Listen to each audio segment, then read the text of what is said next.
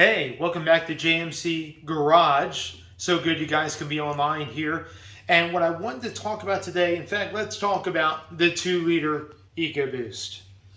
So this engine has been around since about 2014, actually a little bit earlier than that, about 2012, 2013. It actually started off life in the Fusion all the way back in 2013. And then in the new Escape, all the way back, I think it was the third generation, all the way back in 2013 or 2014. Anyway, this 2-liter EcoBoost replaced the amazing 3-liter V6 that Ford had for a long, long time. And so let's talk about some of the pros and cons of this engine. I recently did an engine review of the 1.5-liter 4-cylinder EcoBoost. And what I wanted to kind of go over today, as this engine's kind of been the highlight of Maverick reviewers and those in the Escape community and different ones, I wanted to kind of talk about the pros and cons of this engine and kind of talk about some of the issues that I've been having in my over a week worth of driving this newer current body style Ford Escape equipped with the 2-liter and the 8-speed automatic. So kind of a couple things. Couple pros about this engine. Let's begin. Number one pro about this engine, it's buttery smooth. I mean, when it's running at idle, you can barely even tell it's running outside of the noise, which we'll get to. But as far as the smoothness of it, it's probably one of the smoothest 4-cylinders out there. I mean, it's giving it pretty high praise because 4-cylinders are known to be smooth engines. But this particular engine runs very, very smooth, even all the way up to redline. Very smooth engines. That's one of my pros. Another pro is how the start-stop works. I've said that in my last Ford Escape review video. If you haven't watched that, please watch that. It's actually the video before this one. Start-stop works beautifully. I mean, you barely even notice when the engine shuts off. And then I usually use auto brake hold. And when I hit the gas and take off of auto brake hold, the engine starts right up and it gets right up and goes. I mean, it's almost seamless. One of the outside of a hybrid, it's one of the best start-stop systems I've ever worked. Now, a hybrid is a totally different animal.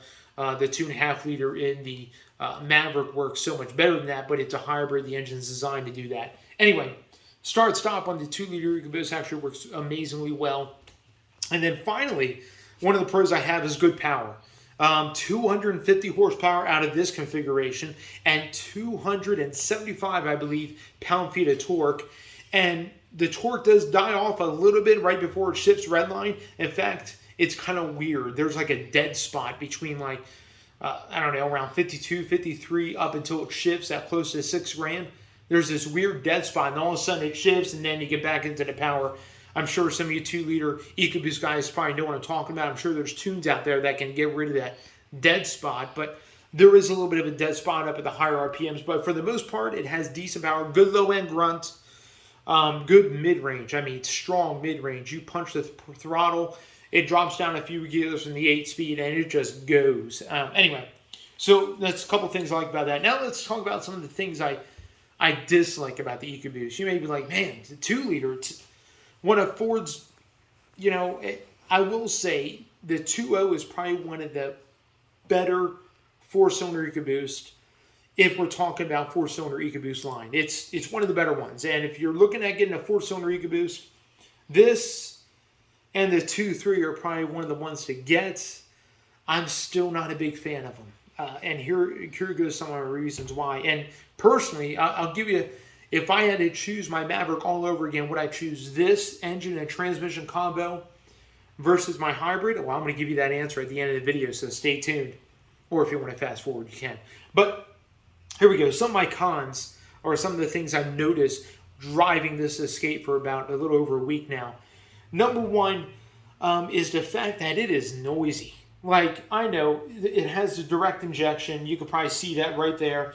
My flashlight's like really bright. Anyway, direct injection. This is the direct injector right here. Is a little bit of a kind of foam insulator on top of it.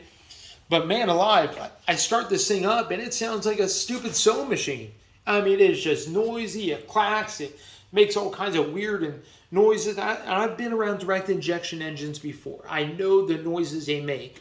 I mean, like, Brother John, this is the first time you ever, no. I know the noises they make.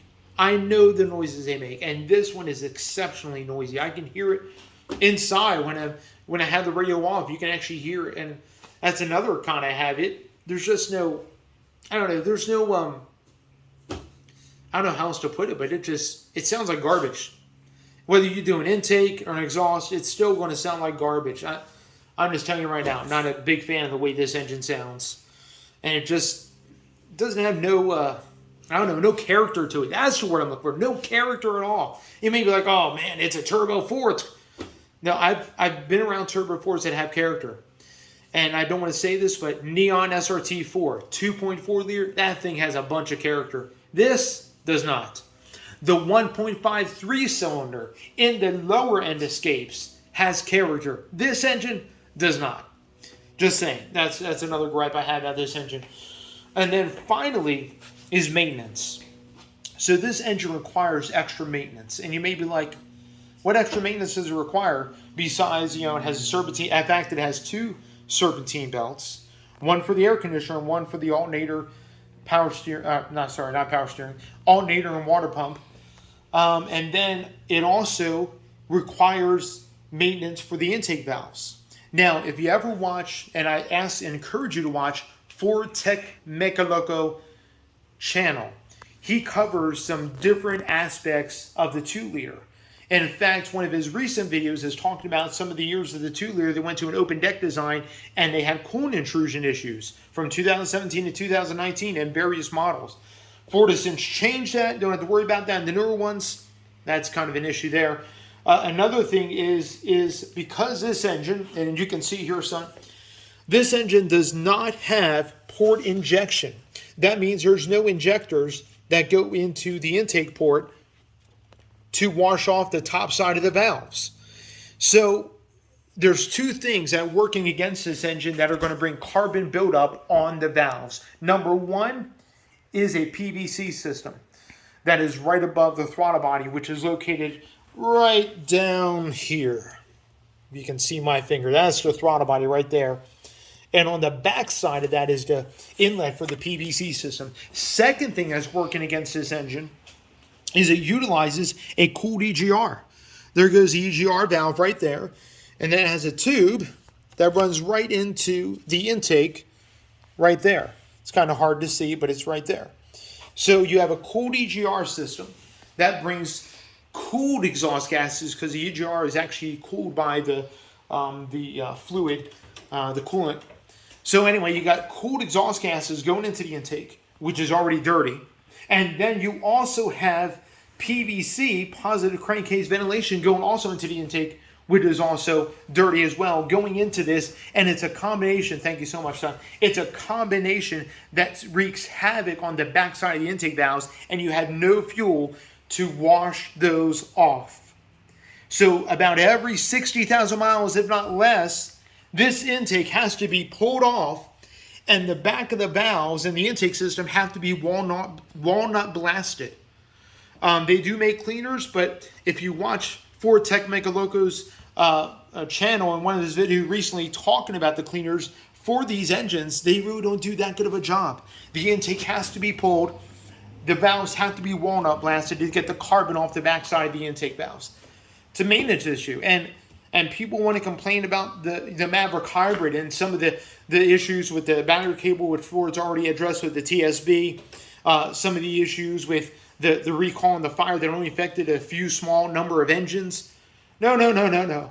I rather have, and here it is, if given the choice again, ordering my Maverick, I'd rather take the 2.5 liter hybrid over the 2 liter EcoBoost. Yes, the 2 liter has more power.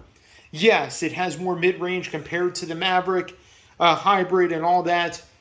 But let me tell you something. For less maintenance and less stuff to go wrong, the 2.5 liter is a lot simpler engine to work on and to maintain versus this 2 liter EcoBoost. Again, some of the issues, some of the things I've noticed with the 2 liter EcoBoost in my week and a half of driving. And also, I feel like the combo between the 8-speed and this engine is not a very good combo. It's jerky. It shifts differently. It shifts weird. There's a dead spot in the engine before it shifts, and It's just, there's some weirdness between, it's like the two at times are not communicating. It's like, okay, what are you doing? It's kind of weird. And I missed the smoothness of the Maverick Hybrid eCVT. eCVT, not just a regular CVT, but eCVT, which I've talked about in my other videos. Anyway, just some insights, thoughts about the 2-liter EcoBoost that I've witnessed in this late generation Ford Escape. Same engines in the Maverick, same engines in the Lincoln. What is that thing called? Corsair, and different applications. All right, well, you guys be blessed. Have a wonderful day. Leave a comment. Leave some kind of questions or comments or anything like that. Subscribe to the channel. Got more videos upcoming. And I should be getting my Maverick back. By the time you watch this video, I should have my Maverick back. And I'll give an update on that, on what the dealership did and how it's running thus far. Awesome. You guys be blessed. Have a wonderful day. We'll catch you later on the next one.